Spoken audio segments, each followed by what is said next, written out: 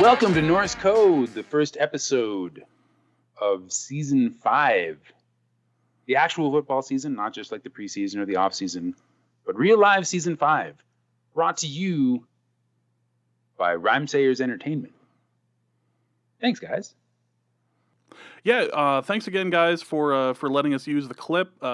Dusty had kind of had mentioned it a couple of shows ago that we were thinking about getting a new song for the opening, and I had been working on that for a couple of months, and then Dusty ruined the surprise. So, but yeah, thanks guys at Rhymesayers. Thanks again, Miss Darling, for helping hook that up, and I like it. I think it's cool.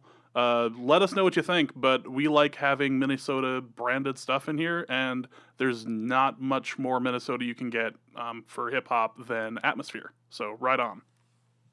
Well, and like I may have mentioned it a couple weeks ago, but I have literally been thinking about using that clip from that song for functionally the entire run of Norse Code. And only now have we been able to execute on one of my greatest dreams. And like, just to be clear, every time Atmosphere has come to Denver to play a show, I have been there. I always buy a t-shirt at the show. And so consequently, I have a Rhymesayers t-shirt for every day of the week, and then like one or two for laundry day. So the opportunity to be able to play a clip from probably, well, and like, actually, you know what? It's not even probably. I will fight anyone that says that Strictly Leakage is not the best Atmosphere album. But the opportunity to play a clip from it is just like, it warms the cockles of my cold, black, Vikings-loving heart. I'm your host, Dusty O'Connell. Joining me across the internet is our producer and occasional interim host, James Pogachnik. How you doing, James? Yo-ho. Not too bad, not too bad. Little upset about the Chiefs-Pats game and the way that it played out, mainly because I am playing the other man. A huge Patriots fan. Yes, James, huge Patriots fan. I am a Patriots fan. Yeah, I can understand why you're upset. I'm a Patriots fan when it matters to me in fantasy, and I am upset about the ending of the game because I am playing the other jackass on the end of the tin cannon string. He is associated with many websites, including Cold Omaha. He is Arif, Hassan, Useful Human, and Awful Jackass. How you doing, Arif? I'm good. I'm kind of curious. You're upset only about the end of the game, because I think you'd also be pretty upset about the middle and the beginning too. Actually, the beginning was great. Actually, no, yeah, you're right. The beginning was pretty good. Yeah, Patriots defense, second through fourth quarters were not great. No. Right around the time they were just letting that rookie just run to the end zone all the time. Rookie. Wow, you are angry. I think they should have tackled him. I know that's a hot take, but I feel like they should have tackled him. And they didn't. Right, as a result, I am now losing to you in the Norse Code Fantasy League. You're only projected. Technically, you have more points than I do. You're just projected to lose by a lot now. Yeah, now. So, I mean, I joked in the draft. Hey, we're talking about my fantasy team on a podcast, so this is like listener death right now. But I joked in the draft, like, really, I'm gonna have to be the one who picks up Adrian Peterson. So now I'm just gonna play him. I'm gonna play him on Monday and be like, yeah, sure, you're my wild card. You're the Charlie. You gotta go boom bust when you're that far into the hole. Yeah, he's my Charlie from It's Always Sunny at this point. He's my wild card. I just expect the brakes to be cut and just let Charlie go. Fun fact: James Pogachnik and Tom Brady both terrified of strawberries. When I don't understand why we're letting this secret out. Like, me being exhausted from a night of being up with my son and stuff, and accidentally putting water in my Cheerios, that's one thing. But we shouldn't let this strawberry thing get out. Monster. Yeah, neither of you two have obligatory Arif dances on draft tech graves / is right about everything. Kareem Hunt, guys. I was right about him, and that's all I want to say. Congratulations on being right about him for a week. Yeah. Oh, wow. Forever. Good job, Arif. I just want a piece of reflected glory. 5 minutes after the draft was over, Arif offered me a deal for Tyreek Hill, And I was like, I probably shouldn't make that deal. And then you got to conclude that story quicker, otherwise. But yeah, you chose not to. Which... silence. I was just imagine me stroking my chin in that moment of silence. I was like, and I realized in that moment that I had probably made a good choice if Mr. I picked Kareem Hunt was already on the case, like literally 5 minutes after the draft ended. It's true. All right. So we've got stuff to talk about that's Vikings related, right? I thought this was a Patriots podcast. Yeah, right. You wish. You strawberry fever. Not gonna let that go. In the unlikely event that you would like to give any of us any money, you can check out our website at norsecodepodcast.com and view the terror that is the previous 5 seasons of Norse Code, or excuse me, previous 4 seasons of Norse Code. This is number 5 now. Yes, this is going well. But if you feel like the work that we do week in and week out, I mean, okay, we're taking it easy this week. This is the inaugural 3-man pod, season inauguration, et cetera, et cetera. And we're gonna get to the good stuff in a minute, but we got to go through the boring stuff first, like patreon.com/norsecode. If you contribute at the $5 a month level, we'll send you a sticker. Or you can just give us $5 at paypal.me/norsecode. And we will also send you a sticker as long as you include your address in the little form that you get to send us. So throw a few bucks our way. We would really appreciate it. 2/3 of the Norse Code staff is about to take an awesome trip to London to watch the Vikings wax the Cleveland Browns. And I have heard rumors on the Twitter that the great Eric Thompson may be joining us for the live pod that will be happening in London after the game. Yeah, he said right after the game, right after this Patriots game, he said he booked his London trip. And so I confirmed it. I was like, you're not joking, correct? Where are you staying? Told me where he was staying. That means he's staying in London. Fantastic, which means we have to get him onto Norse Code. That's going to be super exciting. Cool. So, yeah, a lot of that stuff is happening thanks to the contributions of you, the listeners, to Norse Code. And we would love to do more, fun stuff like this in the future. And every dollar that goes to Norse Code goes to either making the shows sound better, or developing our internet connections, or developing our personal connections, or developing our portable internet while we're developing personal connections. Whatever it is, you can rest assured that every dollar that goes into our tip cup goes to making Norse Code a better show. Because after all these years, I mean, we tried to make the worst possible podcast, and yet we just get more and more listeners year after year. So we haven't had Justice on in a while, so yeah, I think we've turned the corner. I think we are no longer attempting to make awful podcasts. Yeah, which is an exciting new direction for us. We're trying something different. We're certainly not using this money to buy weapons. That is for sure. It would be silly to suggest it. In fact, I may have bought a pocket knife. Arif and James are certainly not using this money to buy weapons. That's for true. All right. Well, if you feel like any of this is worth anything to you, flip us a couple of bucks at the previously mentioned URLs. The Loch Ness Monster needs to be kept at bay. It's true. I had a guy show up at my door the other day. He rang my bell, and I answered my phone, and I was like, "What? No one ever calls up for a package." And he was like, "Hey, I got a big box for you." And I was like, "Cool, can I just come down and get it?" And he was like, "No, just let me up." And I get sketched out about that. I don't try to let people into my building. Yeah, I was like, I don't really want to let you into my building. So I came down, and I saw him through the front door, but I cracked it open, and he leaned in and whispered to me, "I only need about 350." 350. And that's when I realized that the guy in my doorway was not a delivery man, but he was 30 foot tall and a monster. From the Mesozoic era. And I said, no, Loch Ness Monster, you ain't get no tree fitting. Did we get, I believe we have 2 new pledges this show. Oh, really? Tell us more. We have 2 new pledges for this week's show. You met Ceylon, and apologies for the 2 names I'm about to just absolutely slaughter. For our Turkish listener, who is also a part of the Norse Code Fantasy League.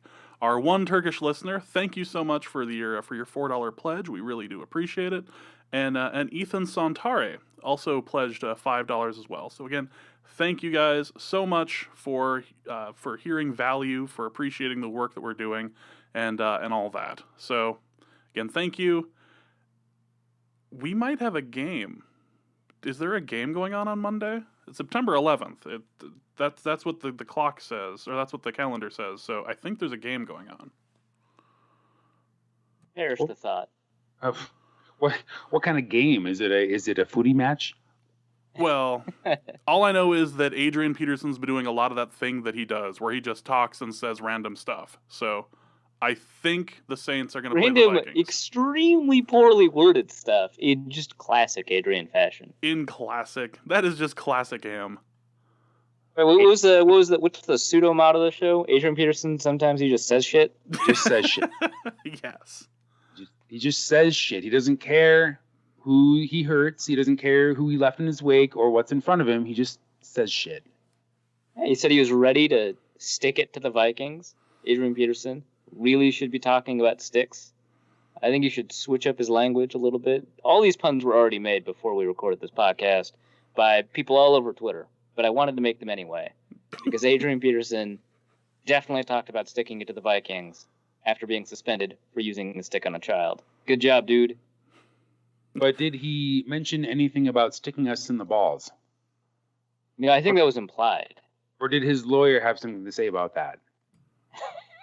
Certainly not his agent. Adrian would have said more, but he was let out on a camel. So that's kind of the end of that. Meanwhile, Chris Tomasson spoke with a few Vikings players per an article in DailyNorseman.com, on sponsor of the show. And Xavier Rhodes said, before, when Adrian Peterson, was here, we couldn't tackle him, but now it's a must to tackle him. It's going to be pretty fun. You have that extra adrenaline to the point where you want to stop him, so you can talk trash later in the day. I like the idea of there being a must tackle running back. Must win games. This running back is a must tackle. The Patriots should have made Kareem Hunt a must tackle running back. They really should have. I 100% believe they should have. That's a hot take, but I'm willing to sacrifice my followers for that.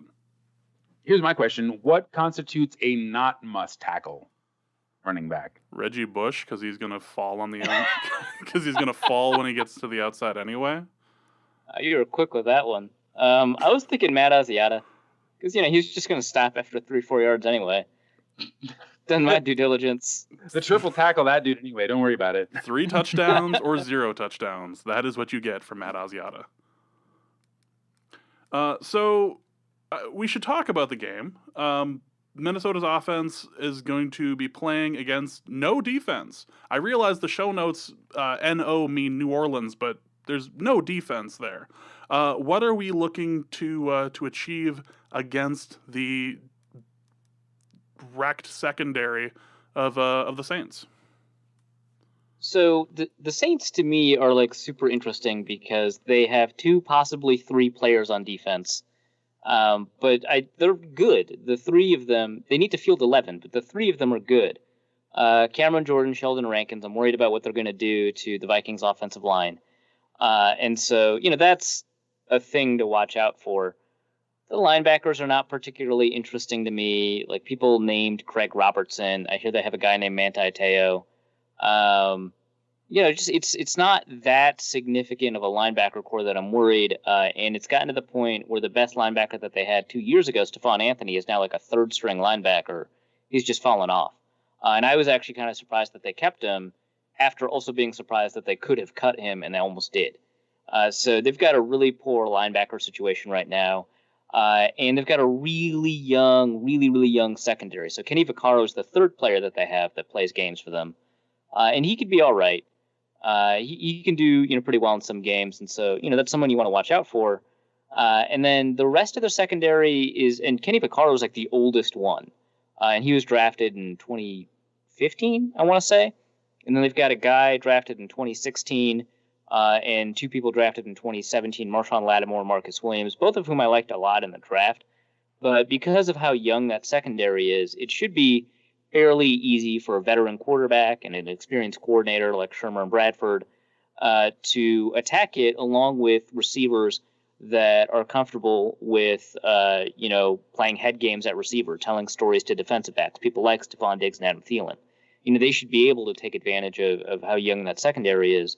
What I find kind of interesting is Marcus Williams had maybe the best statistical case among all the safeties in the draft.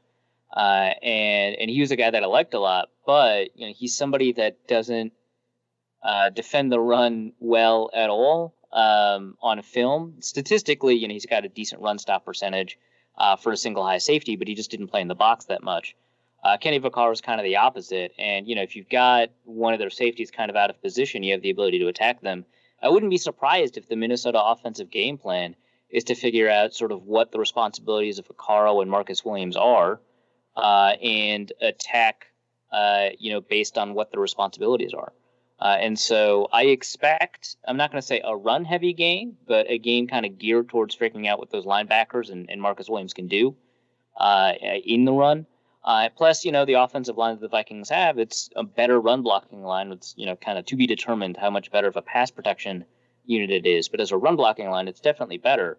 So I think it'll be kind of, it would be good to see sort of, the Vikings kind of reasserting the ground game after they've lost it for the past 2 or 3 years. So yeah, I don't really love the New Orleans defense. I think that there's a lot of uncertainty there, and I think the Vikings can exploit that. But with uncertainty does come potential upside, and so there's an opportunity, for example, for those rookies to look really good in a way that maybe I didn't anticipate. But for now, I would say it's kind of a weakness to be tested and then exploited. That's kind of what I feel about that defense. I guess my bigger concern is our defense. Our defense did not play well over the preseason, and we are going to be bombarded by Drew Brees and his impressive passing attack. What are we looking at on the defensive side of the ball to try to stop that? I guess starters. Right. Yeah, I suppose the Vikings could also field the defense. That would help. That might, but yeah. Even when the starters were playing, it was less than spectacular. Well, yeah, it certainly didn't live up to what people have been hoping for. That's for sure. The biggest issue had to be Mackenzie Alexander, although the other cornerback spot with Trey Waynes / Terrence Newman, that's also a pretty significant issue. And so trying to figure out what's going to happen there. It's going to be frustrating. I expect Xavier Rhodes will be on Michael Thomas the whole game and probably will restrict Michael Thomas from doing a whole lot unless, Rhodes has an uncharacteristically bad game like he did in that third preseason game. But, I'm worried about, what Ted Ginn might be able to do. Willie Snead suspended for the game, so you don't have to worry about that. But, Brandon Coleman's a big guy. He might be able to outmuscle Trey Wayne to the point of attack. Those are certainly, matchup concerns that I have. I'm also just kind of concerned about what's going to happen against the linebackers, the tight ends. Ben Gideon is not a coverage linebacker, so if you've got two tight ends out there, they're probably going to be Kobe Fleener and Josh Hill. Josh Hill is a guy that he's got a decent chance, not an enormous chance, but a decent chance to be kind of like a breakout tight end that you might want to watch for. And, he might be able to, in two tight end sets, force, the 4-3 base set and then pass out of it so they could exploit, Gideon in coverage. I'm worried about that, not because of just how singularly talented those two tight ends are, but because of how poor Ben Gideon has played in coverage. And then even outside of that, Anthony Barr, he's still kind of unknown. He played really well in one preseason game, and then kind of disappeared in some of the other ones. And so we don't know if we've got, the Anthony Barr of 2015 or the Anthony Barr of 2016 or something in between. And if it's closer to the 2015 version, then those tight ends could probably do some damage. And so that's kind of a matchup concern, not because, again, what those tight ends can traditionally do, but just kind of how weak the Vikings might be in being able to prevent those short to intermediate passes.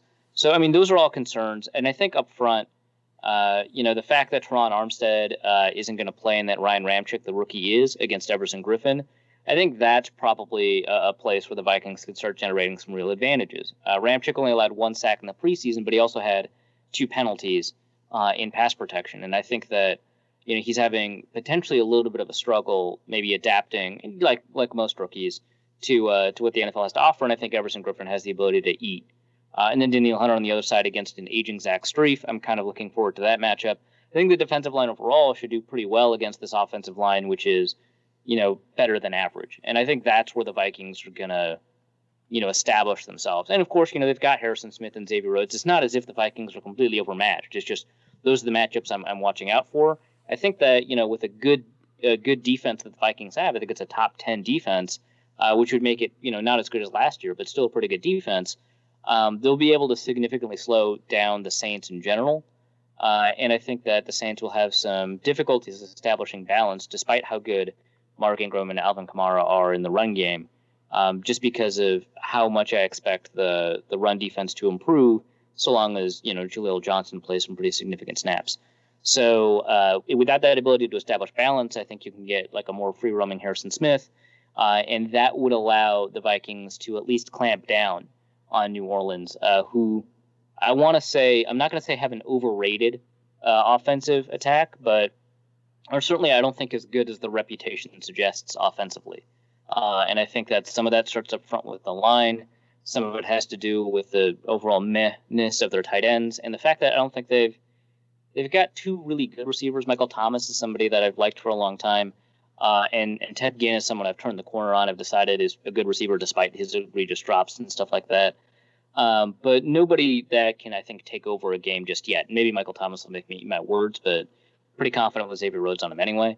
And so I think there's a lot of opportunities for the defense to generate some wins and create enough advantages. Certainly, I think the Vikings defense matches up against the New Orleans offense better than vice versa, which is a good sign for the Vikings. Well, okay. So what about the big camel in the room, so to speak? Like, how many touches does Mark Ingram really get, and how many opportunities do the Vikings get to capitalize on the kind of mistakes that Adrian Peterson spent his entire career in Minnesota making? Yeah. So I wrote a piece at zonecoverage.com. It turns out many people have written this piece, but including another person at zonecoverage.com, Sam Ekstrom, whose piece I think reads a lot better than mine. I would recommend reading that one first and then reading mine, because mine is, like charts, and Sam writes well. So, I would recommend reading Sam's piece and then taking a look at mine. But we both concluded the same thing, that there's not really a chance, or I shouldn't say a chance, a good chance that Adrian Peterson does a lot of damage against Minnesota. The Saints have vacated about 36% of their carries this offseason. They've got, for about, say, 25 carries a game, they've got about 9 carries to add. And with a rookie running back that performed really well in the first 2 preseason games and was held out of the third one only because he'd done so much in the first 2, he's got a good chance to grab, 4 or 5 of them. And that leaves 4 or 5 for Peterson. And you could make the argument that Mark Ingram is going to get fewer snaps and they're going to give them to Adrian. I don't think there's any good evidence of that. You have to consider, Adrian is traditionally underperformed in week 1 and, in fact, the first 3 weeks of the season, going all the way back to 2012. And in fairness, he hasn't played a preseason in those statistics, whereas he played in the preseason of this one. But that's kind of why I expanded the data set to the first 3 games instead of just the first game. It takes him a little while to get back up to speed. And so he's underperformed in those games. He's underperformed in the last, 20 games that he's played for the Vikings, and he hasn't even hit an average, yards per carry. And it's fair to say hey, the Saints have a better run-blocking offensive line than Peterson had for his last 20 games with the Vikings. But Peterson did poorly when you compare him to Matt Asiata or Jerick McKinnon. He had, the league lowest yards before contact and the league lowest yards after contact in those 20 games. So there's a lot of signs that indicate that Adrian Peterson is, I think, lost a lot of effectiveness as a runner. There's a lot of signs that, New Orleans is going to find ways to give Mark Ingram the ball and then try to figure out Kamara and Peterson. And then there's also a lot of signs that Peterson himself, just by the nature of who he is, won't get revved up very early in the season. So I'm not that worried about Peterson. The story, I think, is bigger than his impact. But, of course, after doing all this work on, why Peterson's not going to matter, he's going to go for, 200 yards. And I can't wait. Cannot wait to cheer against my team just for the sake of beating Arif. That's all I really want to do. So it really is the true meaning of Christmas. That is. Maybe he runs for 300 yards and no touchdowns. He'll fumble 6 or 8 times, but maybe. I mean, fumbles lost, that's only -2. You get 20 yards for every fumble, you're fine. Yeah. Right? That'll be good. That'll be fine. I can handle that. So, as far as the offense goes, if we switch just back to the offense real quick, who do you think is going to kind of have more of a standout game? Do you think that, in defiance of God's will, Treadwell might be able to get more than a catch? Maybe 2? Nope. I mean, it's set up so that he should. I mean, he's the third receiver on the depth chart. He did some stuff in the preseason. I'll say he did reasonably well in the preseason. Michael Floyd is suspended. Terrible. Was not terrible. Michael Floyd is suspended. I'm not super comfortable with Stacey Coley or Rodney Adams just yet, nor do I think that Rodney Adams will even be active for the game. Jarius Wright might, take a bunch of snaps as a third, fourth receiver. So, if the Vikings choose not be targeted, mind you, but he might take some snaps. Yeah, right. Exactly. If the Vikings choose not to have the run-heavy game that I think this defense almost demands of them, I mean, Alex Okafor, Tyler Davison up front, Craig Robertson, potentially Stephon Anthony or Hawley Kikaha, Alex Anzalone, maybe AJ Klein, maybe Manti Te'o. This defense is asking to be run on, and if the Vikings choose not to run them much and choose to pass the ball, there's a lot of opportunities, potentially for Treadwell, and a lot of opportunities, means maybe 2 catches. I'm not gonna say that he's destined to not get those catches or anything like that. More my pessimism of him is just kind of long term. Shouldn't have spent a first round pick. He's might turn into a pretty solid third receiver. That's kind of what he looked like in the preseason. So he might end up getting 2 catches. He did, like I said, reasonably well in the preseason in sort of not the underneath, but on the comeback route type stuff he was really, really good at in college. That, gives the Vikings a consistent 10 or 11 yards, allows them to convert a first down, and allows him to contest some catches. So, I think we're in a situation that sets up well for him. He'd be playing against an outside receiver like Ken Crawley. In a situation where in the slot you've got, say, Adam Thielen lined up against PJ Williams or Marshawn Lattimore, and Stephon Diggs on the outside is lined up against the other one, and Ken Crawley's up against Laquan Treadwell, then that's a matchup you kind of want to see what happens. So I could see 2 catches for him. He's the third receiver on the depth chart, and he seems to be playing like one. I'm just not gonna move my chips in on him. That's all. You're not quite ready to just anoint him, and just say out loud, anoint him wide receiver 3 of the future. I didn't think we'd see a second anointed third wide receiver in my lifetime, but by God. Something needs to be of Winterfell. Exactly. Winter has come, and so has Laquan Treadwell.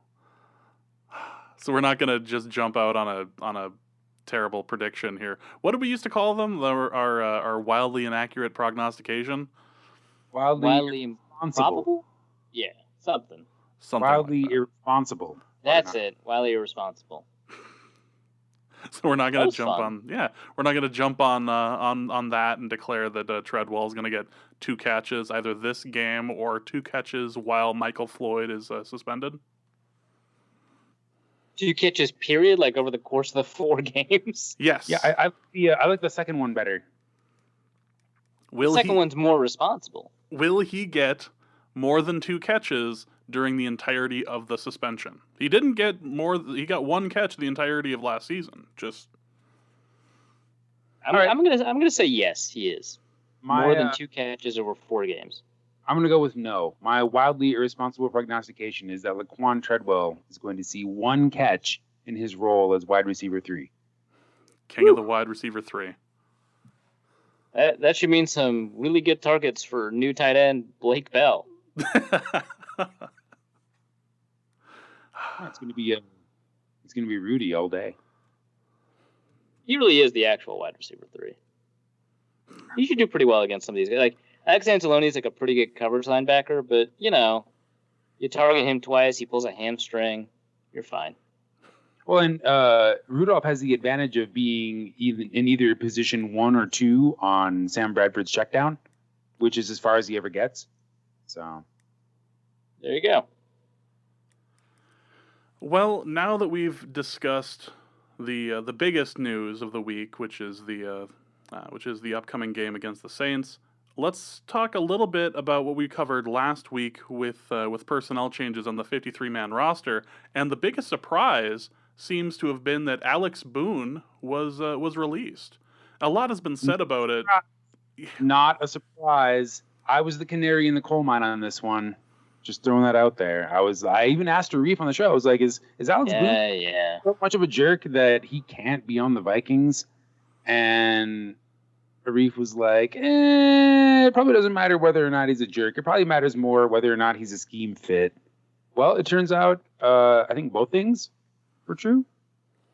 Yeah, so, there's a couple of pieces, 1500 ESPN, Star Tribune, that talk about, his fit with the scheme. And, I don't really think that that's a huge concern of mine. One of the things that I kind of honed in on its own coverage was, is he actually just like too big of a jerk? Because, I remember in training camp, and I ended up putting this in the piece because I found the transcript. Shout out to Vikings PR for emailing me transcripts. Super great. But I found the transcript where someone asked Pat Shurmur, like, hey, so Alex Boone seems like an alpha dog, which is like a quote verbatim from the transcript. Do you feel like, he's a really good locker room leader? And Shurmur, A, never said yes. And then B was like, there's a lot of ways to show leadership. And sometimes the loudest guys in the locker room are not necessarily the leaders. And you're just like, oh my God, maybe Alex Boone's not someone whose leadership that they particularly respect or like.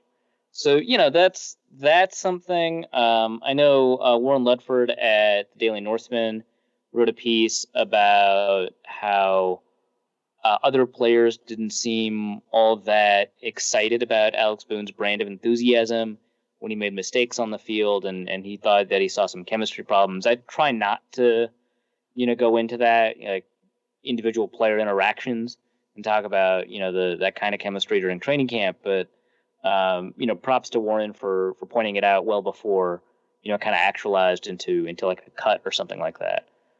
So, those are things that are interesting to think about and probably play a role. They asked him to take a pay cut, so it's not as if they just wanted him off the team. But he refused, and I think that makes a lot of sense, for him. I don't know what the Arizona Cardinals have paid him. Some person told me like $7 million, which would have been hilarious because then the Vikings could have traded him to the Cardinals for less money than he ended up signing. But I don't think that's true. And then someone else commented on one of the articles that we've written about Alex Boone at Zone Coverage, that he signed for $900,000. And so, it doesn't matter that the Vikings would not have been able to trade him or whatever. And I scoured the internet for that figure, and all I could find was one time Alex Boone almost lost $900,000 because he was holding out with the San Francisco 49ers. He ended up only losing $51,000. They only docked him 15% of what they could have, based on the holdout. But there's I don't know what the salary numbers are, so I don't know what how many offers he was fielding from other teams, what the competition in the market was for him, or anything like that. But he's going to start pretty soon for them. So it's clear that like there are other teams, probably plural, certainly at least one other team that highly value his services, which is kind of why I said that the front office kind of mishandled it. So I'll start out with a defense of their approach. When you approach a player for a pay cut and they say no in no uncertain terms, it is really difficult to consistently just let it slide. At some point, you have to like cut the guy in order to improve your negotiating position in future contract negotiations with other players. Otherwise, you just don't have any teeth. And so I get that. And I get that you want to do that in a situation where you feel like you've got someone who can replace him for much cheaper, someone like Nick Easton. But I still think it made the Vikings worse, at least in the short term. And so, a lot of people point to, Alex Boone had an awful preseason game against the Bills, which that's true. And Easton had a really good game against the Seahawks, which is not true. He had a decent game against the Seahawks. But the offensive line overall looked a lot better. And then Easton had an awful game against the 49ers, and Alex Boone had like a fine game. It certainly wasn't perfect, but like a fine game against the 49ers. So I thought overall Alex Boone actually had the better preseason because Easton's game against the 49ers was worse than any of the other games that either of them had put together. So I don't know that the preseason actually determined that Easton was the better offensive lineman. But, people will say, well, the offensive line looked better with Easton in there instead of Boone. To which case, I would say that the offensive line looked better without Riley Reif in there too. Like, that's not a good argument. Plus, it's an argument that's based off of 20 snaps of play. So I don't think that's a great argument. And I think the argument that Alex Boone isn't a fit for a zone system is not a great one either. He's better in manpower systems, but that doesn't mean he's not good in zone systems. It's kind of like, players like Richie Incognito who, might be a more talented version of Alex Boone. Like Richie Incognito is much better in a man-style gap system than he is in a zone system. But he's still good in his own system. And so if what you do kind of requires that, and you've got a guard as talented as that, you just do it, and the guard has to deal with it. And the fact that Alex Boone is not an ideal fit doesn't mean he wouldn't have improved the team.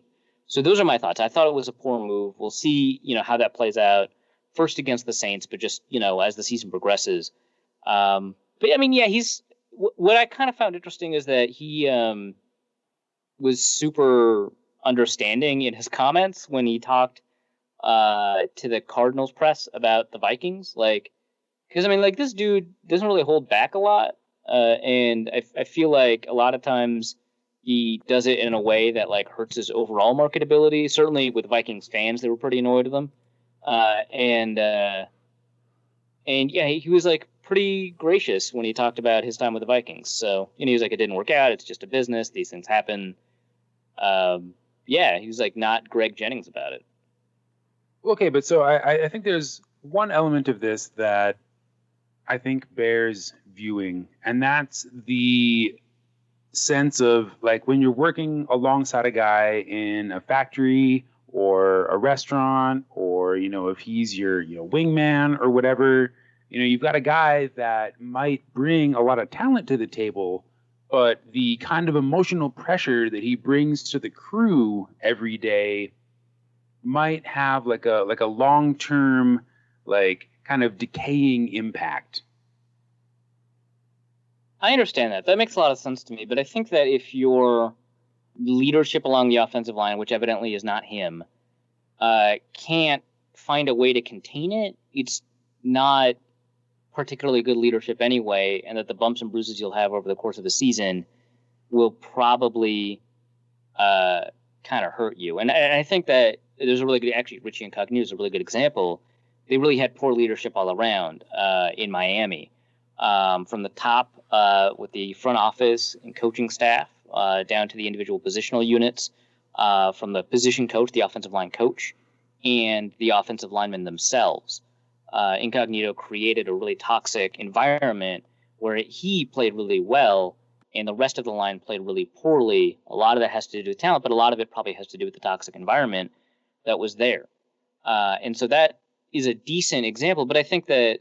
Okay, but I'm not trying to like make it a Richie Incognito example because Alex Boone never played as well by comparison as Richie Incognito did in Miami.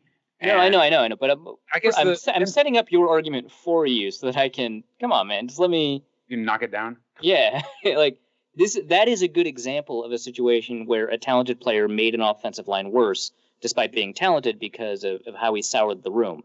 And so that is like a decent example of it. But my point was that the Miami offensive line was already bad enough in terms of leadership that even when Richie Incognito was forced to leave, they were a really poor offensive line, and they couldn't deal with like the bumps and bruises of the regular season. When Incognito went up to Buffalo, where they had a team culture, first of all, that was like more receptive to the kind of stuff that Incognito just did, but also just like better leadership along the offensive line, including center Eric Wood, they could just deal with it a lot better. And there were a really good offensive line that has the ability to take charge of like the potential pitfalls that comes with someone that's as like potentially souring as Incognito, and also deal and also take advantage of his many strengths. And that line would still be good, obviously not as good, but it'd still be good without Incognito on it, especially last year before they kind of switched schemes. And I think that, and that's kind of my point, is that like Alex Boone would have made the line better by his talent, and if he had made if his toxicity, for what it was, would have made the line worse, I think that line was kind of already doomed to fail anyway then. Well, that's like an argument that's guaranteed to win either way. Yes. Okay, but the only thing I'm trying to say is that maybe Boone was just a guy that nobody on the Vikings wanted to work with, and maybe they should have just let him go. Like even if they do have to pay.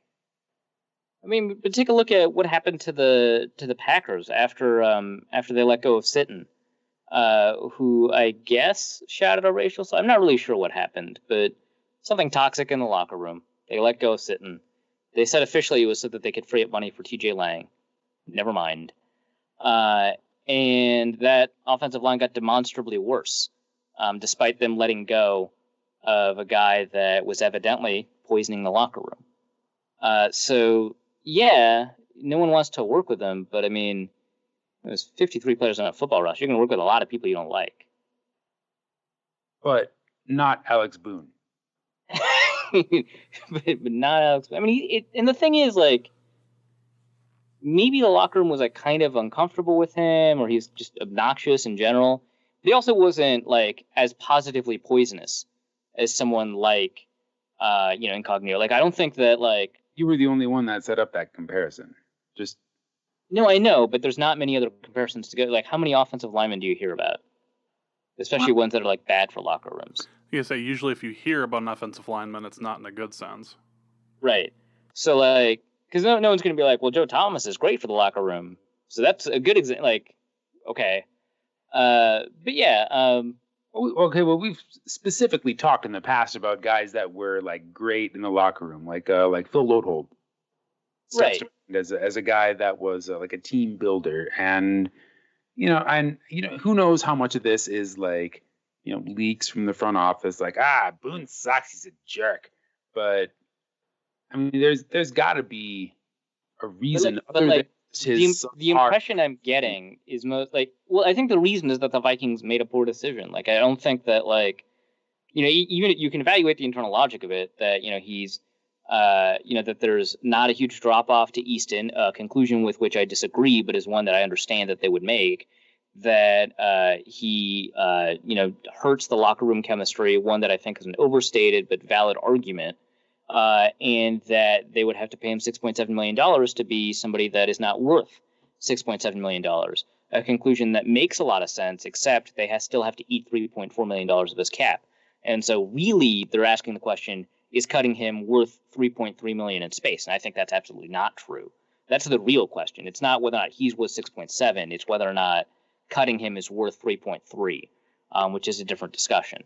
And I think that my impression of Boone's impact from like a locker room chemistry perspective isn't that it's extraordinarily negative. It's that he was just kind of uncomfortable to work with. You had a bunch of like quiet workman-like people. They didn't mesh very well, but it wasn't poisonous in the same way. So I don't think the impact that he had was as severe as I think a lot of other situations where you let go of a guy for locker room reasons.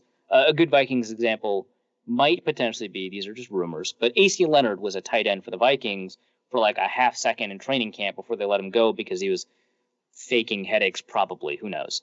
But also he was like kind of a toxic locker room presence. It's the reason that he, was forced to leave Florida or Florida State. I think it was Florida for Middle Tennessee State or something. He was just a bad locker room presence. I don't think he was like that. I think he just didn't fit into the team culture as well, which I think the impact of that is significantly smaller than somebody who's like specifically like toxic or poisonous. But still, $3 million plus worth it. I guess. I don't know. I don't think it's well, not according to you. Right. Well, I mean, according to the Vikings, apparently, which is right. why all that happened. I mean, we live in a crazy contract world where suddenly Brock Osweiler can be signed and then cut. So. And then signed. Yeah. At a ginormous discount, which I don't know if buying something that's worth nothing at a discount is still a good deal. But that's that's a story for another day. Let the Vikings get Kyle Sluter. Yeah. Yeah. I think this might have been the sleeper off-season ninja move that happened right before the season started. Brock Osweiler had to die so that Sluter could live. It makes sense to me. Sunrise, sunset. Kyle Sluter, Ice Dragon. But no, seriously, the Vikings have their issues at quarterback. Sam Bradford, probably not going to be the guy we sign to a 3-year, $800 million contract. Teddy Bridgewater on the pup list. Gonna take it as it goes. Hopefully he can play football again someday. Meanwhile, this kid comes into Denver out of Northern Colorado and displays Aaron Rodgers downfield vision and has some pretty good snap on his throws.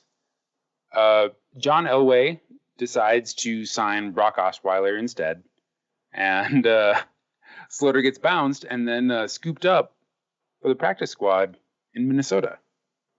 I like how this story starts. Right. So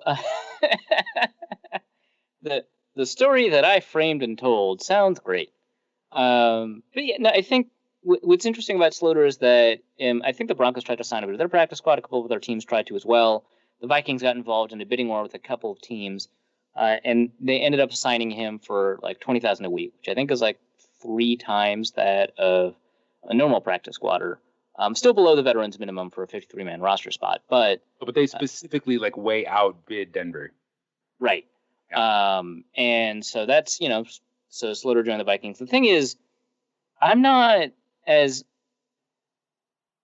interested, I guess, by certainly he's better than Mitch Leiter and Wes Lunt and Joel Stabby, but those are the first 3 names that come to mind for me when I'm thinking, the Vikings signed another tall, statuesque, strong-armed dude.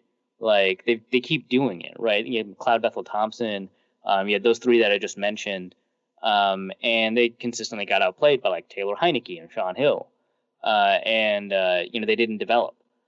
It's just so difficult to see quarterbacks develop, and again, Sluter a much better developmental prospect than any of those guys, but still super raw. I mean, he played receiver for 3 years before he played quarterback, and not everyone can be Ryan Tannehill, who's still not even before the injury a top 10 quarterback. And so I feel weird that there's a lot of optimism about him in a way that makes him like a clear part of future team plans. And it's obvious that the Vikings are very interested in his potential to be that. But like he played like 10 games at quarterback in college. Like ever. He only has 2/5 as many names as McLeod, John, Balthazar, Bethel, Thompson. Right. So his upside is limited. Very, very his limited. name side is strong.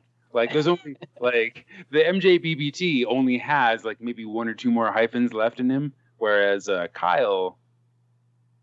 Oh, okay, yeah. So he can expand. That's true. He can expand his name value. Interesting. Upside. But yeah, so Sluter is, like I mentioned, he's got a good arm.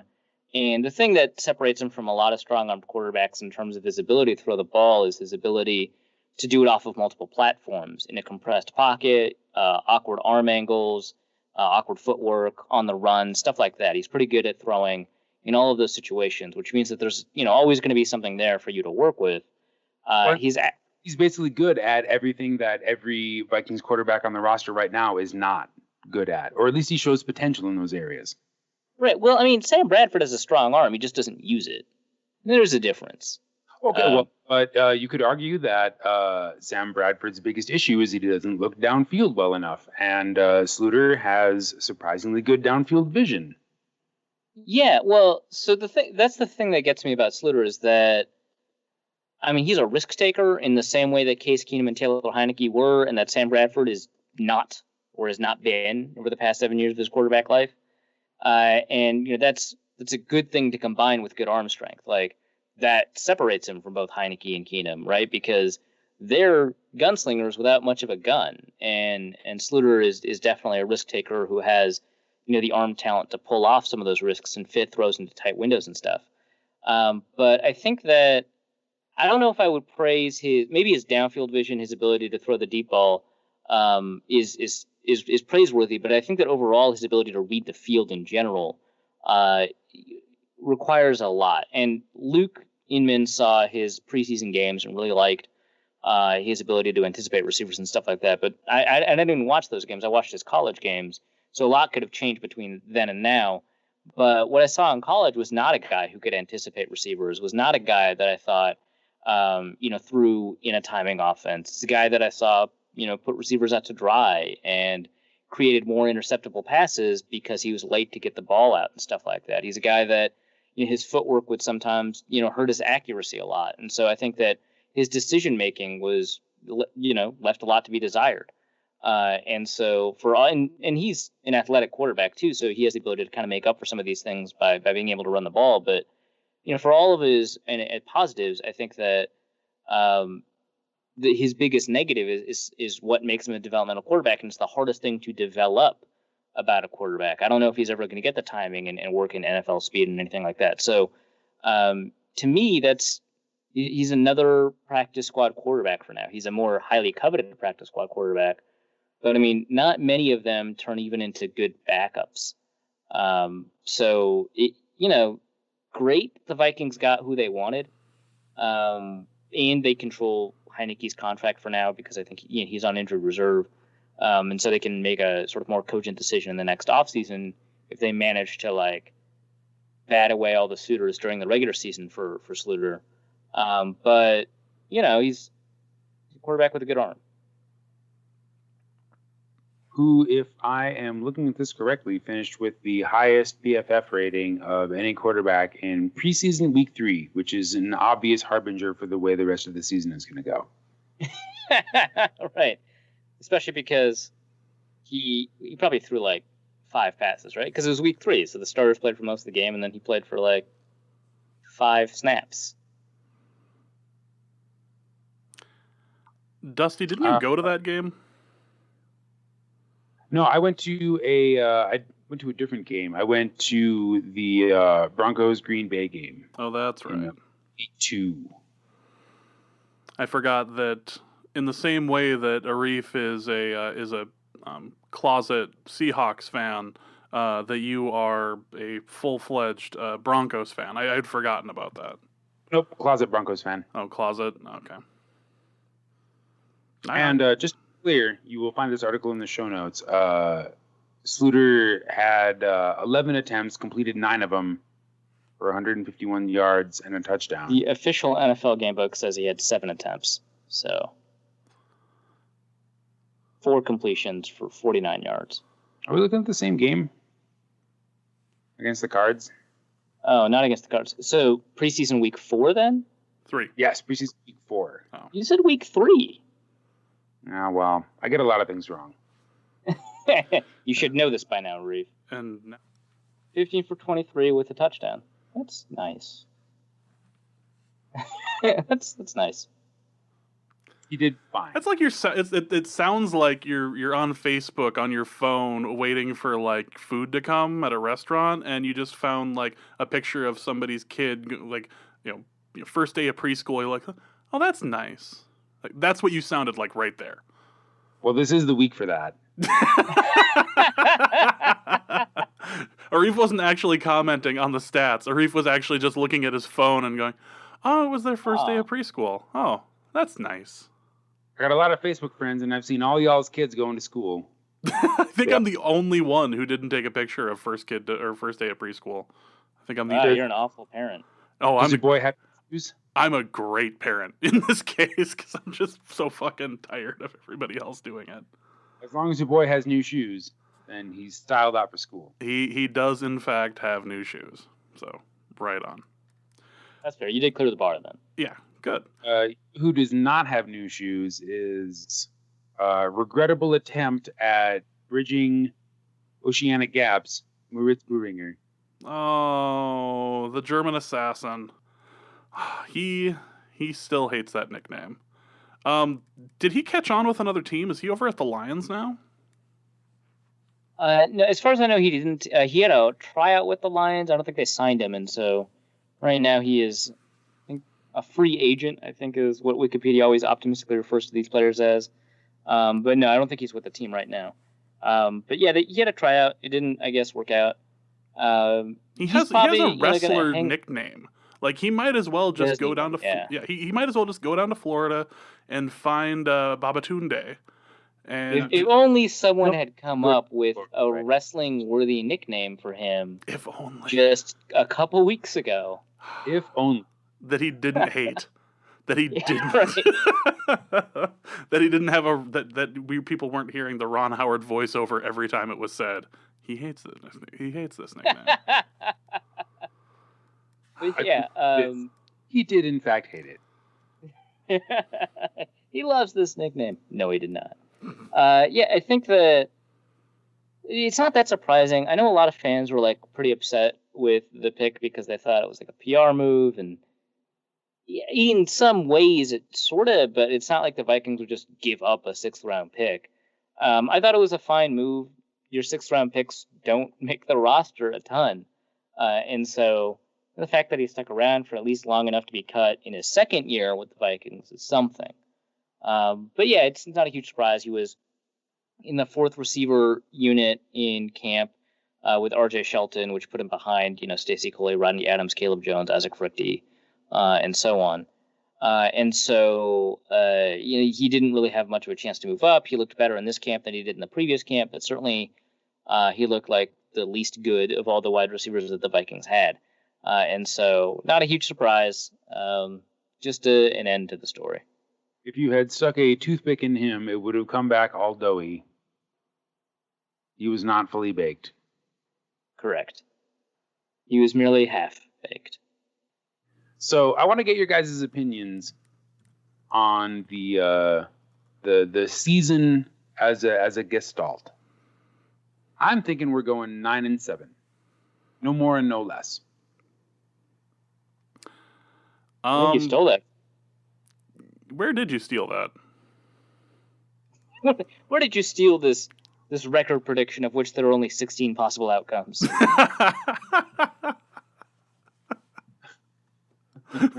let's just both be a dick to him. No, I think 9-7 seems reasonable. I want it to be more. I really want to do the. I really want to do 10-6. I really, really want to do 10-6. But from what I saw in the preseason, and I hate to be one of those people who goes and judges how a team is going to do based on the preseason. But man, that looks like an 8-8 squad. All right, James, come to 10-6. What has to happen for this team in order to get the Vikings to 10-6? Boy, a run game? I'd like a run game and an offensive line, which are two things that any Vikings fan could like point at and be like, yeah, that's what we've been asking for the last, 7, not 8 years, something like that. But in reality, I need to see an actually consistent offense. I need to see a run game that exists and isn't just consisting of a guy walking forward 2 yards and falling. All right, Arif. So to me, I mean, like the most likely outcome is 9-7. I was thinking about this in terms of like probability distributions, and I think it's like nerds.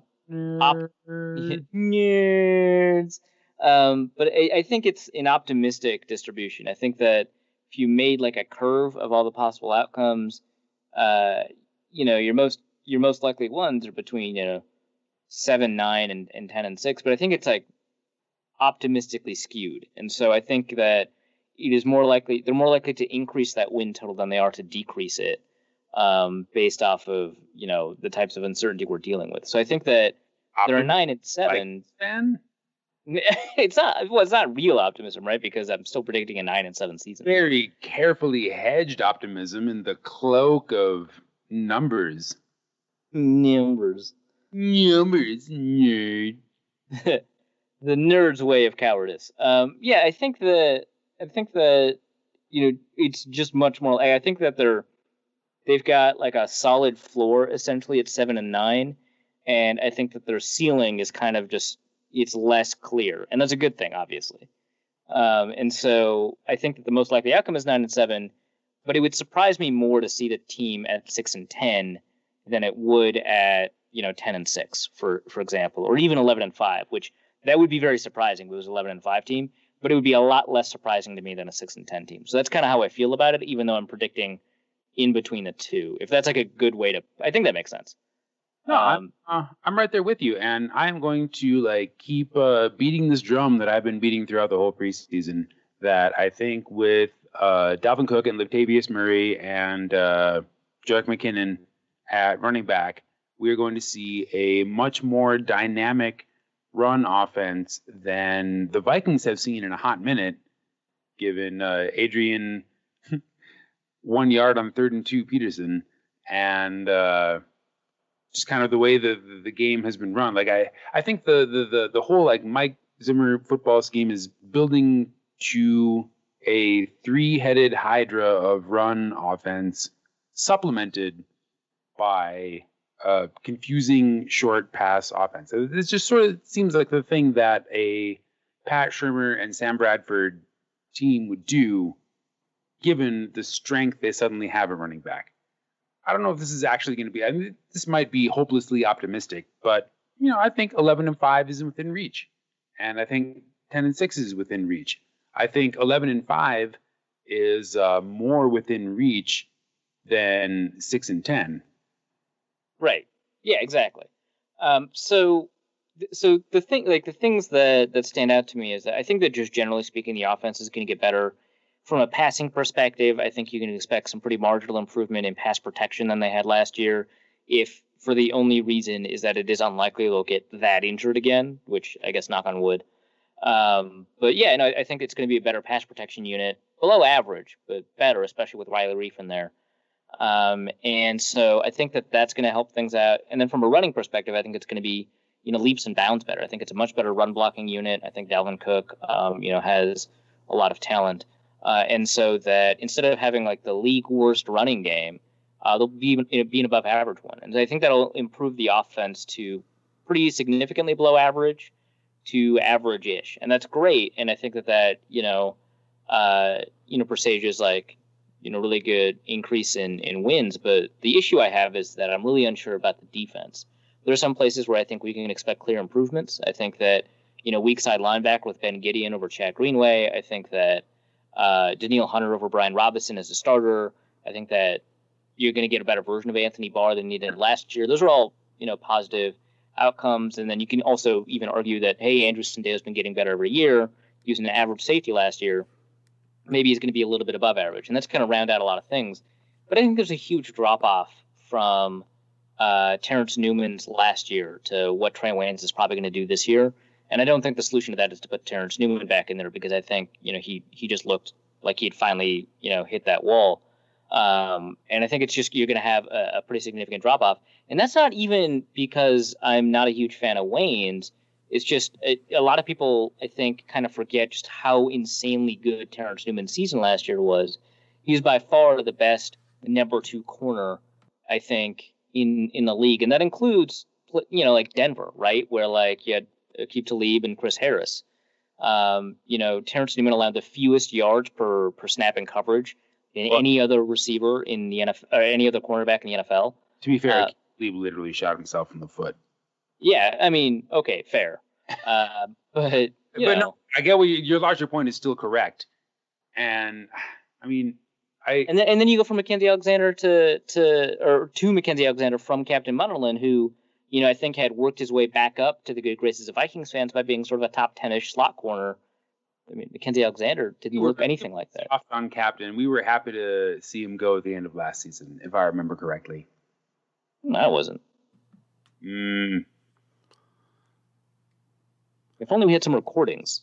If only we could refer to. If only we had an archive and a website that had all of these recordings, or multiple websites that link it.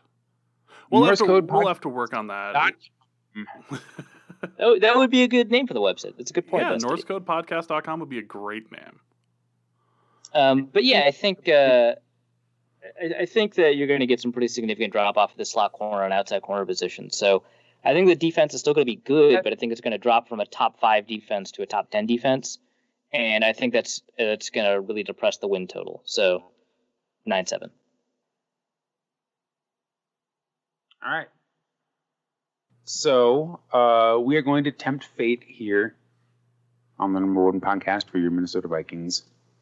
James and Arif, I want you to go by turns with your prediction for the highest profile injury that the Vikings will suffer this season. Oh, God. I'll go first. Sam Bradford. No, really? Really? You're going to leave me with... Going to suck all the air out of the room. Yep. Standard. I mean, winners win. I have to get in there first, right? Well, they are playing against the Saints, and if you remember that how Teddy Bridgewater started originally is because the quarterback was injured at the hands of the Saints, and then Bridgewater came out. So if you believe in prophecy, like... Have there been any other Vikings quarterbacks that have gotten pretty banged up against the Saints? I can't remember off the top of my head. I have no memory of anything before 2010, so... fair enough. I seem to hit if I remember correctly, I hit my head really hard in like January of that year, of like January 2010. So I can't recall. Were you tackled head on head? I don't remember how it happened. I just woke up and was very confused, and there were a bunch of fireworks going on the screen, and I got nothing. Of note, Greg Williams, whose name I've just heard of just now. He's the defensive coordinator for the Cleveland Browns, who, the Vikings will be playing in London.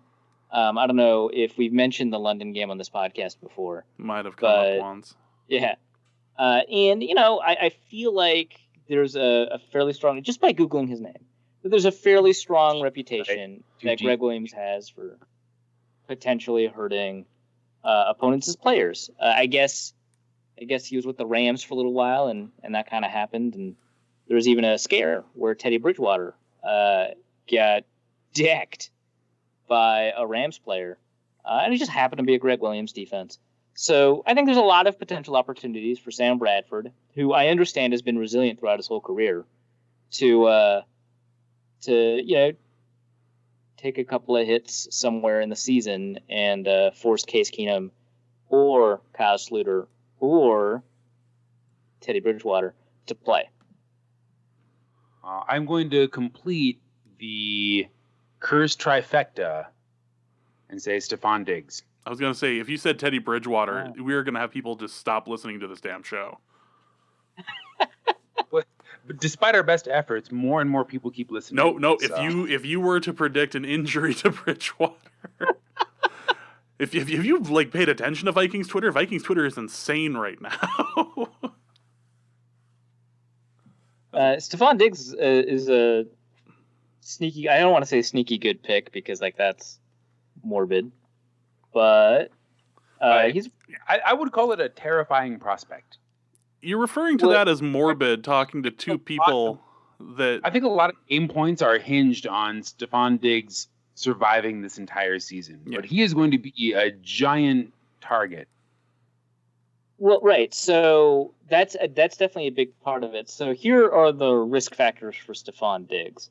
The first, of course, is that he was injured all the time at Maryland. That's one of a couple of reasons that he dropped all the way to the 5th round of the draft. The other one was that, or one of the other reasons, of course, is that like the NFL was like having this thing about small receivers with yards after the catch. They were like, well, not everyone is Percy, so everyone who could potentially be compared to Percy is bad, which was weird. But yeah, he missed a lot of games at Maryland because of injury, and then he's missed a fair amount of games with the Vikings because of injury. In 2016, for example, and I believe he was banged up a little bit in 2015. And they're all lower body injuries. I think in Maryland it was lower body injuries. With the Vikings, it's all been lower body injuries. And then the next thing I'm worried about is that this preseason, which again you can't like project that out, but this preseason Sam Bradford was, I think, unusually. I don't remember him doing this a lot in his career, but unusually in this preseason. He's throwing a lot of hospital balls. He's throwing receivers into contact. Out this preseason, that was never a thing before. Yes, I'm worried, man. Okay, because it's a new offensive coordinator, right? So maybe that's what he demands. He demands excellence. Lead them into the teeth of defense. He demands excellence. Cheerful topic, like Norse code and Mac. Okay, on a more cheerful note. James and then Arif, who do you think will be the most surprising hero on the Vikings team this year? Bucky Hodges. No. I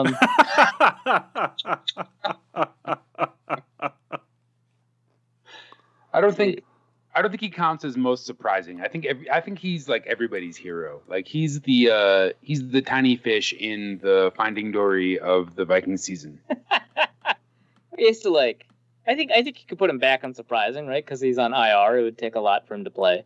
Do better. Maybe Blake Bell. No, actually, David Morgan. He's not going to get a ton of yards, I think, kind of no matter what.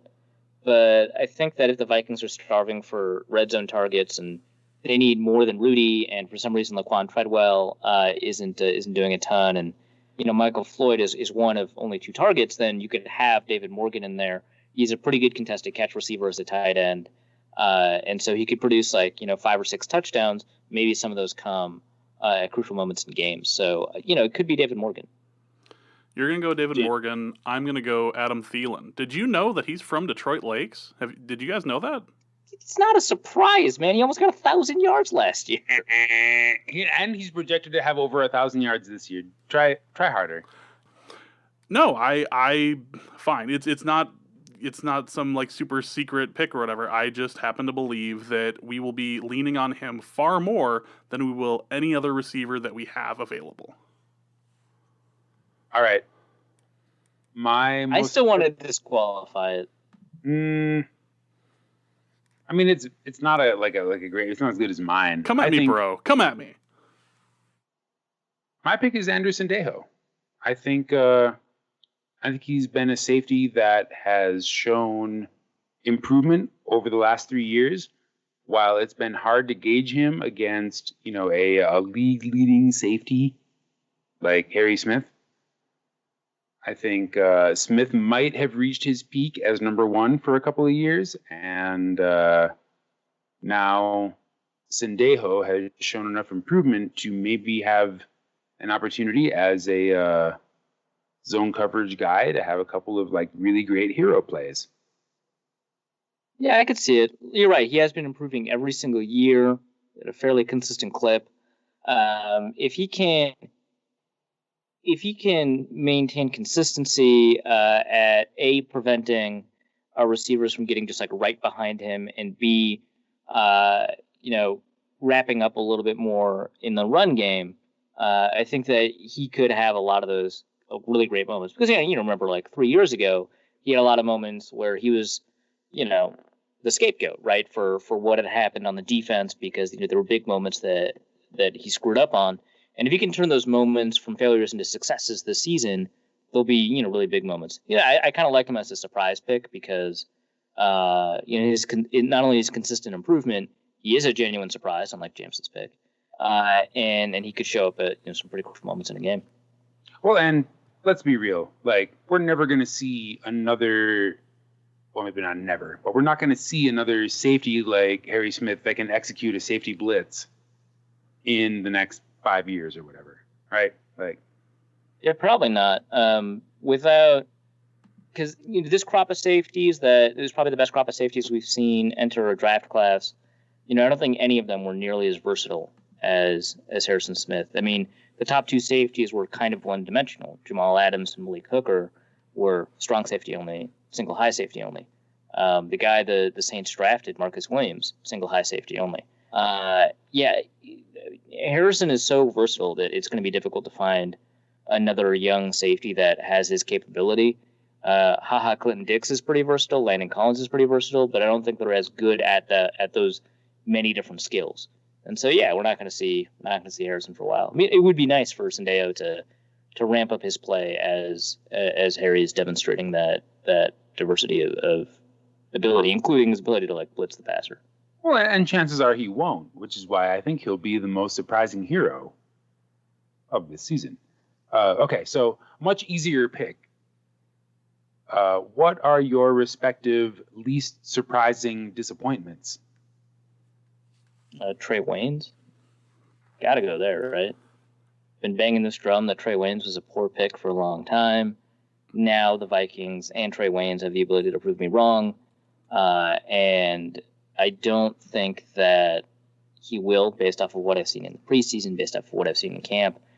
Which is not to say he'll be awful or anything. Like, I don't think he's going to be like, Benny Sapp or anything like that. I think he'll be probably fine-ish as a number 2 corner. But he consistently still makes mental errors. He still frequently forgets the down and distance and rolls into off coverage. And he still, has a lot of errors when dealing with receivers running routes to the inside. He's much better at comeback routes than he was before, but still receivers running routes to the inside is a problem. So I think that he's probably going to be a disappointment, but I think a lot of people have high hopes for him. And I understand sort of where those stem from, but I just don't see it. So that's my most expected disappointment. Not that anyone cares. My pick is Sam Bradford. Email us. Man. Don't email us at northcodepodcast@gmail. All right. This has been real. Let's mailbag. All right. John Belk sends us an email. Oh my gosh, poor John. I'm paraphrasing here, but he's like, I respect your opinion more than like any other podcast. Why would you guys have like a normal fantasy league? Will you start like a second fantasy league that has normal rules? Because I want to like play against people that don't just like joke around with, extra point stuff. Why would you play any other type?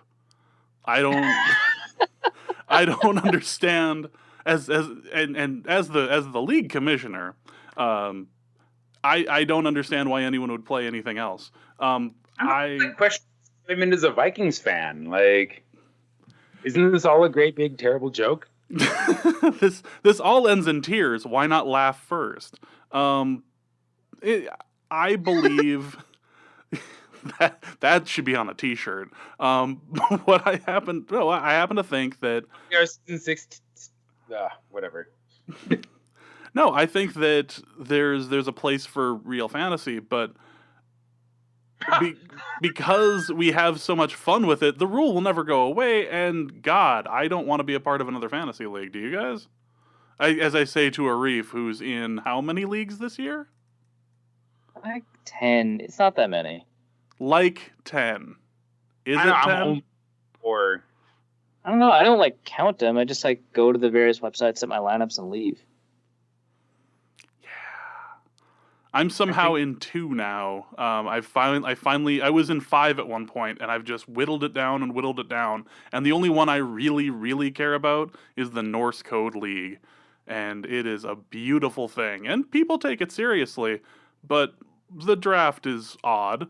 And I think the first kicker was picked in the 7th round, but it is what it is, which I hate that phrase, but it is what it is, and it's a good league. It's a fun league, and I enjoy, as do Arif and Dusty, the outreach with the fans as well. So could we start up a second league? We certainly had enough requests for joining the league, but oh gosh, poor James had to deal with so much Twitter butthurt from the people that didn't get in. No, it's fine, but no, I believe that if we're going to do a Norse Code League, it has to be the negative 25-point rule. I would not want to be a part of any other league. Fantasy football. I think it gives our league a Norse Code flavor. It really does. It truly does. You go to get like reality, it's not a roller coaster. It's not like a real 3D experience. It's not augmented reality. It's a great big joke, and we all get to have a big laugh at the end. Yeah, it'd be different if we were, collecting dues and trying to make this something super serial, but we're not. We don't need to. We have the negative 25-point kick rule, and as long as I am commissioner of the Norse Code League, it will stay. Well, and no one else is going to volunteer to be commissioner of the Norse Code League. That's so for damn sure. Oh God, no. All right. So Matt McKeon writes in, if Zimmer plans to use Barr as a situational pass rusher, what adjustments would he have to make elsewhere? As in, defensive line, linebacker, secondary? I don't really like the idea of him being a situational pass rusher, if only because he's, as a pass rusher at UCLA, he was so used to having a ton of space to work with, and even in designated pass rush situations for the Vikings, if he was a pass rusher primarily, he wouldn't have as much space to work with. And, as amazing of an athlete that he was at UCLA, that made him such a top pass rushing prospect. One of the issues that he had was that he, didn't have a ton of moves in his repertoire, and he still, doesn't. So I don't really like the idea of moving him to a DPR type role. The idea of him being an additional pass rusher who occasionally rushes off the edge while primarily being a linebacker, I'm still on board with that. But, in that case where Anthony Barr gets, moved to DPR, designated pass rusher, they would have to make a ton of adjustments. They would need to figure out who the other linebacker in nickel situations is, because that linebacker needs to be able to move all the way from the A gap to the sideline in a moment's notice. It requires a ton of athleticism the way the scheme is set up. And I think that just in general, it's going to be difficult to find those kinds of linebackers. And I don't know that there's another one on the roster. I don't think Lemur's that guy. They cut Edmund Robinson. Gideon and Brothers are certainly not that guy. And Eric Wilson is just not good enough to be a starting linebacker right now, despite how well he played in the preseason. So you'd have to do a lot to change what they do. They'd have to change their entire pressure package, just because their linebackers can no longer threaten up the middle. And yeah, I don't know. Anthony Barr is a really big part of the way the defense is designed, and him being a linebacker is a big part of that. The defensive line doesn't change that much because he'd still have Daniel Hunter starting, Everson Griffin starting, and stuff like that. Maybe you have Brian Robinson playing fewer snaps or playing more snaps on the inside. who knows? But they already have enough defensive ends, so that's not really a thing that would make a ton of sense to me either. So you have to change a ton when it comes to linebackers, and you'd have an even more crowded room for designated pass rushers. If the idea is just to have him blitz more often, as a linebacker on third down situations, yeah, that's fine. But it is important to not blitz him sometimes so you can maintain the appearance of confusion, because a lot of what the Vikings do is creating space against guards and centers by being unpredictable about who they blitz. And so, yeah, it makes sense to rush the passer more often with Barr, but primarily as a linebacker and primarily within the constraints of what they already do well. Yeah, Smith and Barr are not interchangeable. Far from it, in fact. Right. All right. Don from Ohio, I see you over there, buddy. Of you three, who am I taking as my wingman on Saturday night, and why? It's me, and it's Probably not Dusty. even close. What? Oh, really? It's me. It's me, and it's not even close. Why? You guys argue about this for 5 seconds. No, Dusty, I'm not going to wingman your wingman thing. Justify your existence. No, I nominated you, and now, Dusty, it's your obligation to defend yourself. As the only one of the three of us that's not in a serious relationship right now, as somebody who could actually be useful, and the only person who's really been in the dating pool in the past couple of years, I feel like I have the most experience and have the ability to sell you, Don from Ohio, to someone else. Yes. James will introduce you to your next ex-wife. I will. Fantastic. Hey, there's a story one day to be told about a NASA business card and bars in Grand Forks, but it's not for this podcast, no. Sadly. Okay. That might be for a Christmas show. I'm convinced. Dusty. Sorry, Dusty. Dusty, please explain your position as to why you would be better. Doi, because I am taller and have more hair than Arif, and I am slimmer and have more hair than James. And ouch! I can get at two, Dusty. Really? That's where we're going with that? You asked. And I can get you and your +1 into the best bars and restaurants with no reservation. In Denver. Or Chicago, or DC, or New York, or LA, or wherever, or even... You can't get me into the best restaurants in LA or Chicago or New York. Or Ohio, where this is likely taking place. Have you gotten anyone into a Michelin restaurant, Dusty? Yeah, actually, just this weekend. Bullshit. Well, okay, you act like my magic isn't real, but just you wait till we get to London. Okay, if you can do something like that in London, I would be convinced. I don't know. Dusty's got a good argument. He's got good dating spots. Unless he's non-threatening. And I have years of experience laughing at dumb people's jokes. Oh, that's right. Dusty as employment. Dusty's been a bartender for basically since he was 18. I am 20 years deep in the hospitality business. Yeah. That is hard to beat. Admittedly, that is hard to beat. I feel like... All right. Dusty it is. How did I lose to... God, I hate you so very much for the hair comment.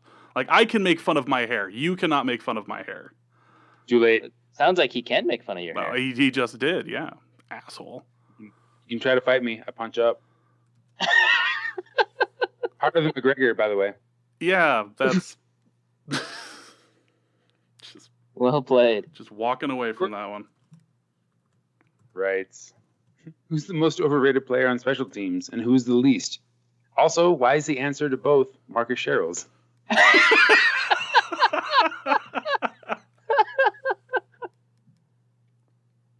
Marcus Sherrills is not overrated, but is he underrated? That was funny. In some respects, right. think he's very narrowly correctly rated. Well, so I think that the NFL at large, fans don't consider him to be a top 3 punt returner, and I think that he is. So in that respect, I think he's underrated. But more importantly, he is a phenomenal gunner. And the fact of that being true, I think definitionally makes one underrated. Because the only player I know of that is known for being a good gunner is Matthew Slater for the Patriots. And he's been to like 5 Pro Bowls just for being a special teamer, so he's not underrated. And so, yeah, I would say Marcus Sherrills is probably underrated because he performs a variety of functions very, very well on special teams. As to overrated, I don't know who's like who do we think is good? Well, on special teams anywhere? I mean, he's pretty much overrated everything. Well, but who? No, Laquan Treadwell. Like, is he like? Does he block? Oh, is there anything? Does he have any special teams role? I mean, that's my go-to for overrated Viking.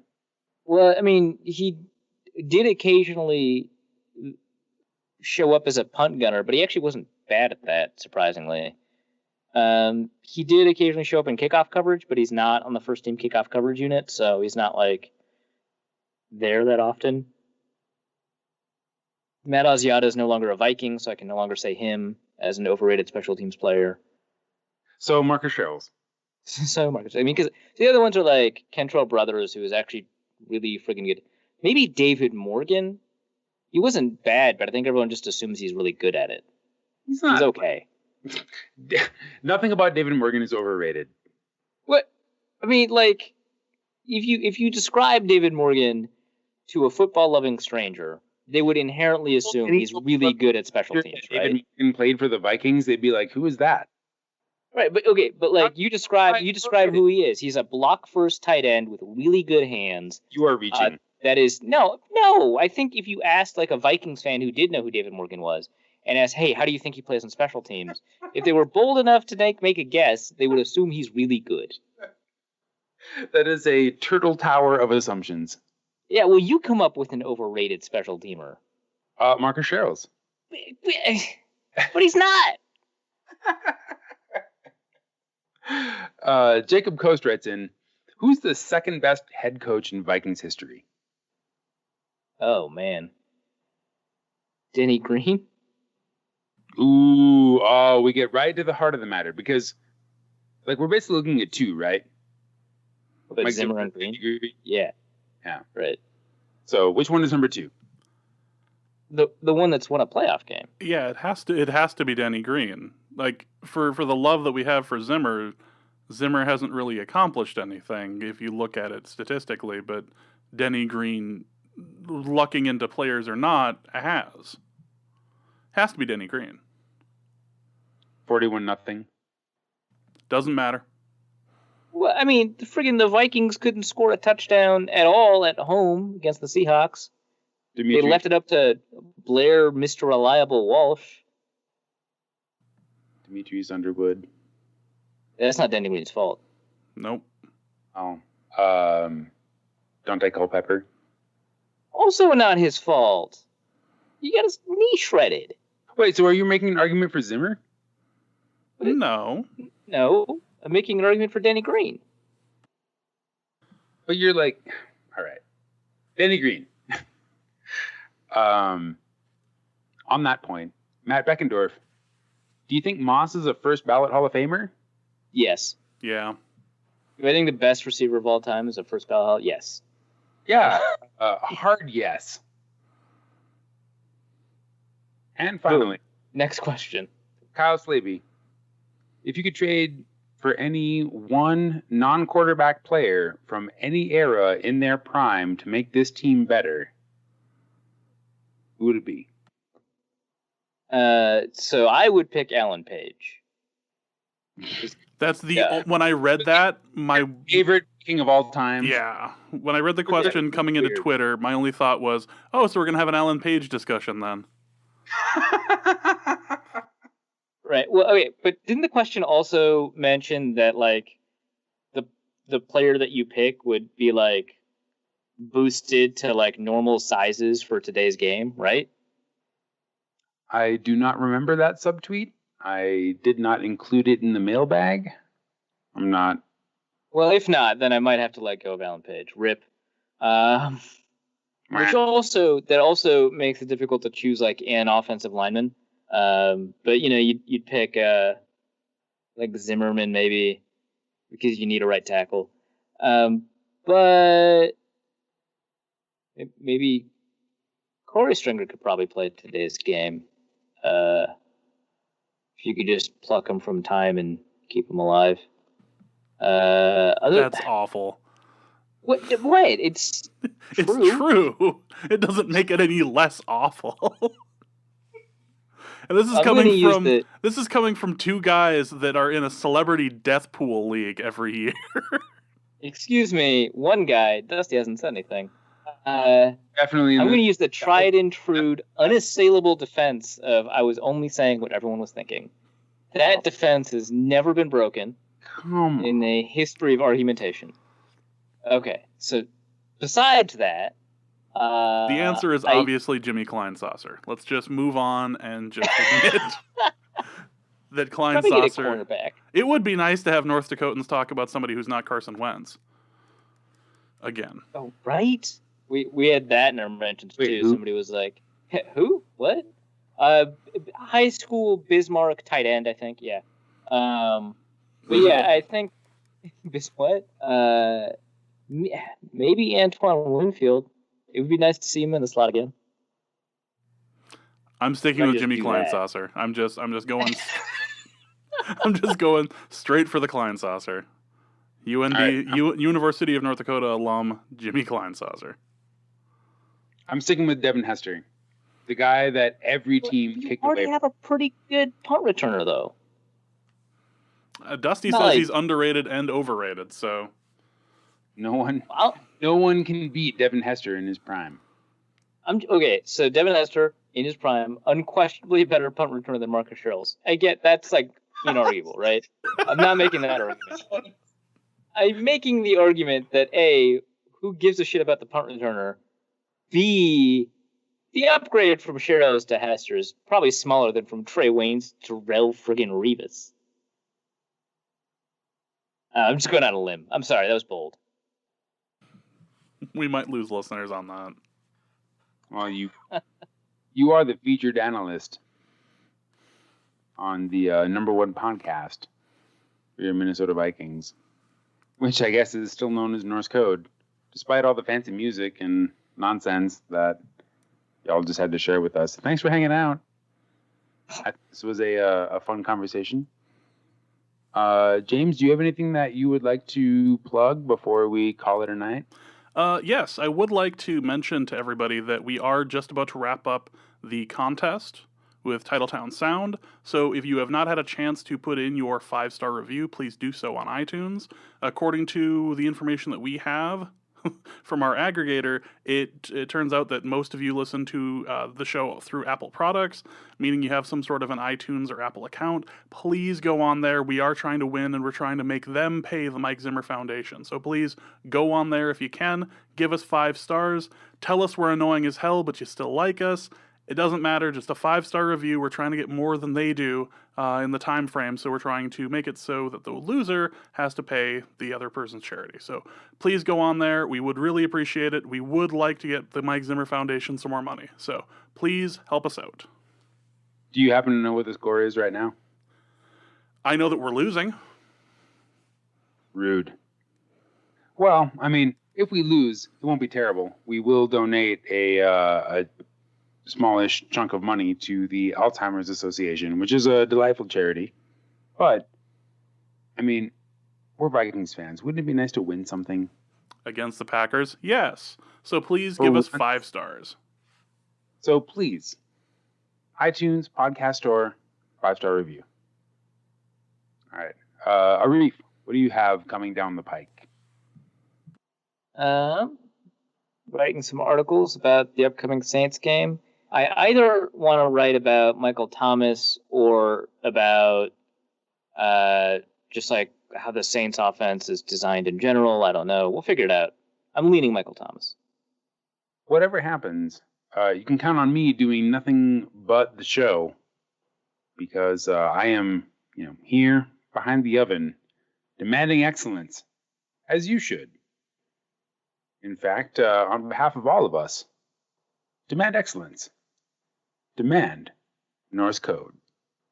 And we'll see you next week. Norse Code is the largest and only division of Norse Code LLC. You can find Norse Code on the Daily Norseman, SB Nation's Vikings blog at dailynorseman.com. You can also find it on iTunes, Stitcher, Google Play Music Podcasts, or wherever else fine podcasts are aggregated. Our Vikings blogger extraordinaire and generally useful human is Arif&n, who can be found on Twitter at Arif&nNFL. Our intrepid producer and occasional co-host James Pagachnik can be found on Twitter at Big Mono or curating the official Norse Code Twitter feed at NorseCodeDN. I'm your host with a firm grasp of the obvious, Dusty O'Connell, and my name is my handle on Twitter. If you'd like to donate a few bucks to the show, your one-time donation can be made at paypal.me/NorseCode, or a recurring monthly contribution can be made by visiting patreon.com/NorseCode. Please visit our website, norsecodepodcast.com, where you'll find links to our Facebook and YouTube pages, along with the episode archive and some other good stuff. And any questions or comments that won't fit in a tweet can be emailed to norsecodepodcast@gmail.com. And on behalf of the entire Norse Code staff, thank you so much for listening. Our formula is this. We go out, we hit people in the mouth.